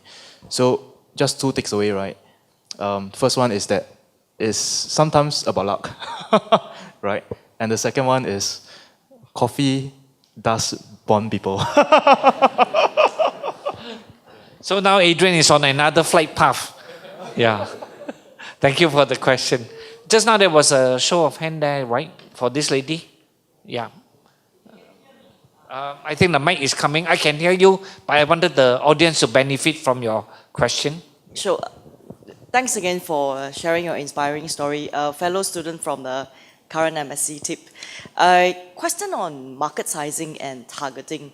Because I think, Prof, you talk a lot about ASEAN being a market. And I think, Adrian, you mentioned in one of your previous talk before that Singapore is pretty small for any business to start. And then that's very interesting when I hear from Richard about your story starting from Singapore. So I have two levels to the question. Number one, from all the three of you, where do you see future of companies that actually have their foot started in Singapore? And secondly would be on your individual entrepreneurial journey. From a market sizing perspective, do you start off by thinking outside of Singapore? Or do you actually start off by thinking about Singapore first and then you decide that it's a bit too small and you have a different ambition? So yeah, simple question. Yeah, so very good question. Should you start off from the Singapore market? I happen to have some statistics because I was teaching this just very recently. Singapore is only 49 kilometers from east to west, only 25 kilometers from north to south. In total, Singaporean population 3.5 million, total population around 5.5 million. So such a small market, Richard. So what are your views? As a piece of advice, would you say that start from Singapore or start from outside Singapore for the nature of your business? I believe that people trust the Singapore brand, okay? And to be able to take this product overseas with a Singapore track record, it gives you a lot of credibility. And that's why we also have this 1 degree C as part of OVO brand, is to say that that we've had discussions from different people. You know, we have inquiries from Australia, inquiries from Hong Kong of expanding overseas. But when we expand overseas, require capital and also finding the right partners. So I would say yes, I personally would prefer to build a brand in Singapore because at least I understand the processes. But when I go to, say, if I was to go across the causeway, I would take the same processes, but I would change maybe some of things needs to be adapted to the local taste, to the local industry, you know, suppliers and so on and so forth. But if you have a general blueprint, you could bring this anywhere or everywhere around the world. But you have to have a very strong base and get it right before you want to go overseas.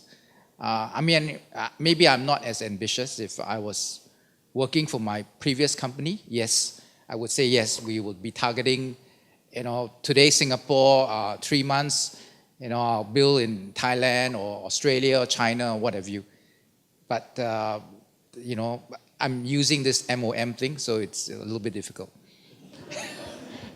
So, Richard, as you mentioned, then size is one thing, but for you, you start in Singapore, you feel that that will have a very strong impact on branding and quality. What about Adrian?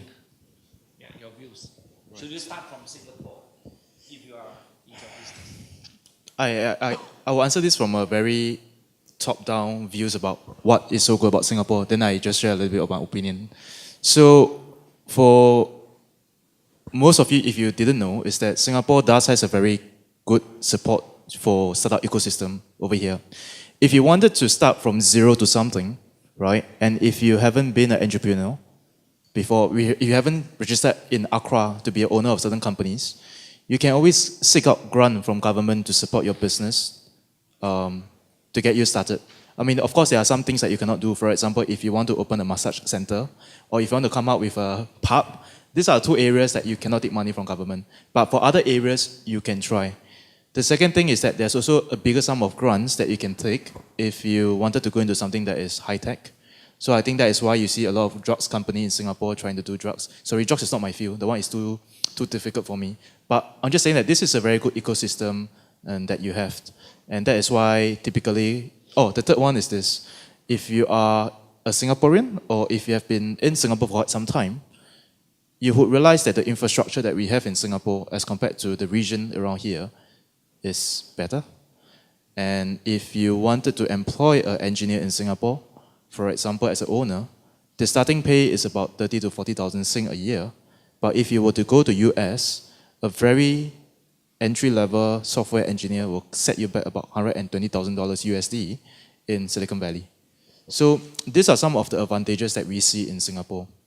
Now, the question about do we think about market size? If I can be brutally honest, and please don't record me, I'm very much like Richard, right? We all drive out of this because of passion. You wanted to do something, you wanted to make full use of your life to do something that can help people one day, or to serve something, to prove something. So for AVS Health, me and my team, especially the people that we bring into the company as employees, we all believe that we can build something in this life to benefit people. And that is strictly our belief in the company. So where does market science comes in? When you need to raise money and investors ask you, then you go and come up with a market size and tell them that this is a market size. But it doesn't mean that something that has no market size doesn't have a market. What am I talking about? Okay, it doesn't mean that way, right? Because all you need to do is that if you create a service or product to fit an unmet need in the market, and this problem that you have is met because of your solution, then there's a market to it. And the rest of the things are demand and supply. It's how you set your price to meet this very small demand, or how do you lower your price to meet this huge demand. So that is where your economics and marketing and 4Ps, 5Ps all comes in together in play. Yeah, I hope that answered the question. So yeah, so very, very interesting then that's when we look at the market size, you also do think about the potential, especially when you're doing something that is really useful, helpful as well. Good, thank you very much for the question. Yeah. By the way, just now Richard say, just by chance, actually it's not by chance. Studying in NTU has its benefits. Okay, thank you. Thank you. Any other question anyone would like to ask? Yes, this gentleman, yeah. By the way, I will try to wrap up by 9 o'clock. And of course, after that, these panelists will be around. You're most welcome to talk to them. Now it's 8:47, so just to let everyone know, yeah. Thank you. And I think this is a very interesting subject we have here. My question is very simple here. Can we talk about competition? For Richard, who are your competitors? Sorry, up to now, I still don't know what you're selling. Yeah. Okay. So okay, very good question. To be successful, you definitely need to have customers, but you also need to be able to do something better than your competitors. So a very good question about competition. Yeah. And I'm sure Adrian also would have his and the same thing with Adrian here, the competition, and also you talk about market size. Because and your product is for asthmatic. Yeah. I was thinking if you're going for serious, more fund coming in, venture capitalists, they're going to talk about market. Mm-hmm. Passion alone is not enough. Okay. All right? So good question. Okay. The question now is that if you look at the market for medical devices, I think diabetic and also asthma may be a bigger market than asthma. Okay. So, and perhaps your product can be somehow rather modified or changed to treat this patient too. Thank you. This is really about competition. Okay. Where we come from. Thank you. So Richard first, competition. Hot brew, warm brew, yours is cold brew? Actually, anyone that drinks beverages is my competitor. Okay? Whether you drink water, you drink tea, you drink coffee, you drink kopi, or you drink cold brew, you are potentially my customer. And there are many, many suppliers in the market. So my competition in terms of cold brew is actually cafes. Within the cafe, they would make their own cold brew and serve their own cold brew. There are a few, but not many, online cold brew companies like us. Okay? There are probably less than 5, and we are all friends. We know each other very well, but we all serve a different market because coffee, like wine, all taste different because you can use different types of beans, you can use different preparations. So, yeah. So, in terms of competition, anyone that drinks a beverage, whether in the morning, afternoon, or nighttime, they are my competitors. But why do they choose our cold brew? Probably because of the taste. Maybe it's because you like the way our product is packaged. But and also the convenience because we do online delivery to your home. So anyone that had willing to spend more than $40 can put an order in and I will deliver to you free of charge. So that's who our competitors are. Actually, I'm beginning to get a bit worried when you say all your competitors are your friends. In Singapore, there is one body that's called anti-competition body. You may like to know. Okay, Adrian. Yeah. I'll just go on to the market sizing since he's addressed the competitors' view. Yes, in a way, passion can only take you this far. Fully agree. When you talk about venture capitalists, they look at market sizing. So just to quantify a little bit, if you look at asthma condition in the world today, there are 266 million children in the world with asthma condition. Now look into my market, US and UK. I have 35 million children in these two markets, which is my primary markets right now. That is what you call as your SAM, right? Your addressable market. And take a 3% out of that market is what I'm trying to achieve within the next 5 years. That is about approximately 900,000 patients that I want to achieve. And then you multiply that by $100 or $200, depending on the retail price. So this is a huge market. Now, this device is a wearable stethoscope in a way. So we are not looking for asthma only. You can do the same mathematics formula for COPD across patients who are on hospital bed right now that requires monitoring their respiratory rate, which is now done by a physical calculation by a nurse using a stopwatch looking at them. And you also use for rehabilitative care. And then when we go back in this space right now, you realize that it's a lot more. And if you talk about cost, which is important, you need to know, is that in asthma care in the world, we are spending $393 billion every single year on average to treat asthma across the world in healthcare costs. Based on my slide just now, I'm saying that we are trying to achieve a reduction of 37%.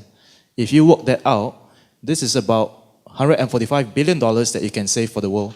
Now, if you take $145 billion and you spend it on education instead around the world, that could mean a lot of things for a lot of people. You bring out the literacy, people get more educated, know how to take care of themselves, and then you reduce the healthcare costs later on because of the higher literacy, understanding about diseases. So this very much is about the market that we are looking into to get us when we talk to VCs as well and what we are trying to do as a company. Yeah. So, thank you very much, Adrian. Now we have 7 minutes left, so you will have an opportunity maybe for one question or two. Yeah, we will take this lady's question. Yeah. Thank you.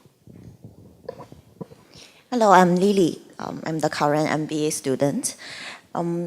So I think that I really like this talk because it combines two different kind of business. Very interesting. One is high tech. The other one is more like a commodity. And one is a very big business landscape. The other one is more targeting on the business, Singapore business side. So my question is that for these two significant different business, what is your current biggest challenge you can see in your business? So, Richard, what do you see as your current biggest challenge? And then I will come to Adrian as well. Yeah.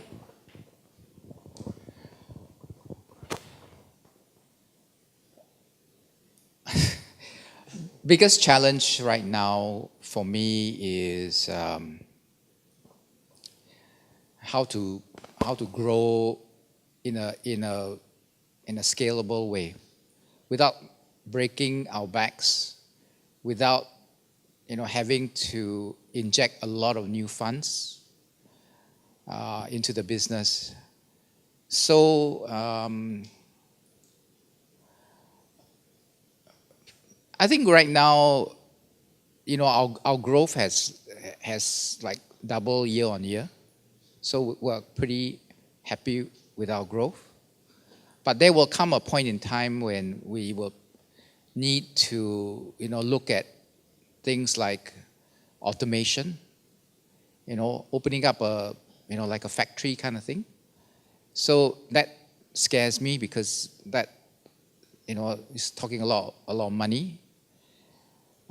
So that's, and we are considering, whether to expand overseas. That would mean that we either would have to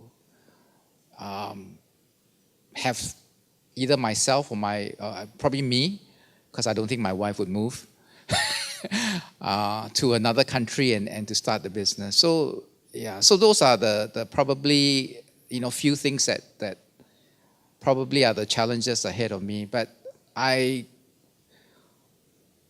one kind of person that I don't want to think too far ahead, because I'm living right now, living my dream, enjoying the moment. If I think too far ahead and plan too big, I might be disappointed, because not being able to realize something that later on it'll come back and haunt me. So when we first started, we started with this thing called passion. We started with a little dream. Maybe I'd like to share the dream that my wife and I had, is that hopefully in our journey, when people think about cold brew, they'll think about 1 degree C. That's one simple idea that we had. That was our mission in life. So that it's like when people think of toothpaste, they think of Colgate. So that's the plan. So I don't want to be too far ahead of myself to see where we are. But if you ask me right now, scaling is probably one of my greatest challenge. Well, Richard, I have a lot of respect for you. You mentioned that your biggest challenge is scaling up. For me personally, if I were to be in business with my wife, my biggest challenge will be how to continue to make her happy. Yeah. Adrian, what about you? That's why they say that if you have a happy wife, you have a happy life, right? So, interesting question. Thanks a lot. In fact, in the last 3 months, I was in the own mission of trying to round out all the medical devices and in vitro diagnostics companies together into an association or sort. Because there are just this many startups in Singapore that you can find who are working in, not my area, but in general, my industry, startups who are developing medical devices, interesting technology. And after 3 months, I've managed to find about 16 of them. And we had a drinking session just about 2 days ago. And I raised this question for them as well. I asked them, what exactly are the challenges that you are facing right now? Well, I mentioned something about capital just now, right? And capital is what has been coming out all along. But if I dwell deeper into the conversation, it's actually not capital is the biggest challenge. It's the second challenge. The biggest challenge that we face is actually talent. Well, if you understand how a startup actually works and how VC works, it's about risk mitigation. If you mitigate your risk in your company right now, then me as a venture capitalist will put money into your company. However, for you to reach the next stage, you need talented people to help you to run your business. You need talented individuals to run your business. If you look across Singapore right now, we are quite crunched in the way that we can find talent. But we can think that this is a Singapore thing, but not really. If you look at Silicon Valley is also losing talent. And that is why rapidly 2 things are happening over there, right? In the past, it was property prices going up. But today, it is the entry-level students, graduates, their salaries are going up. And who are employing them? Who are actually like a vacuum that take out all this talented individual? In Silicon Valley, you have your Google, you have Facebook, right? And then they set out their office, regional office in Singapore. They set all this talent up also. In China, you have Huawei, you have your big Alibaba, you have your Taobao, which is part of Alibaba as well, which are also taking out all this talent. So this is where we are finding that there's a very rare talent that we can get on board the company to drive the company forward to get us to the next milestone. And that is why if you have been reading newspaper, I can't remember it's today or yesterday, they say that the next forecast tomorrow, next year, is people like UX designer, which is quite similar. I mean, to hear that UX designer, very simple. But this is seriously, because I'm also looking for UX designer, I can't find any right now, right? So these are the true things that we are facing in Singapore. And without all this talent that we have, it's very difficult to elevate you to the next stage, to clear the milestone, to get the capital. So to answer your questions, I think that getting the right people in the right place, that is one of the biggest challenges that we face. Well, I want to say thank you very much for your wonderful question. In fact, it's so good that you have taken up the time exactly to 9 o'clock now. Yeah. By the way, I think that you will find that tonight's format is quite unusual. It's in the sense that we have two entrepreneurs, really quite different, and that gives, I think, a lot more breadth to it. And I must give the credit, full credit to Dr. Tu Ken Lam. In fact, he was the one who suggested, why don't we have an entrepreneurship session where we will feature two entrepreneurs, one in the millennial generation and the other one with the more experienced generation. So I hope that you find that tonight's session is helpful for you. And I would like to say thank you very much for coming to join us. The panel of speakers, they will still be around, happy to take your questions. And I will pass the mic to Dr. Tu Ken Lam. Yep. Thank you. Well, thanks. Let's put our hands together to thank our speakers and panelists for their sharing. A few housekeeping matters before you go. First of all, of course, thank you for coming. Secondly, is that for those who are taking buses are waiting for you out there. And third thing is that we will take a break in December. The talk will resume in January 2019. So we wish you an early Merry Christmas and New Year. And of course, last but not least, in order to show our appreciation, I would like to present to each of them a small little token. And again, thank you very much and have a nice weekend. Thanks.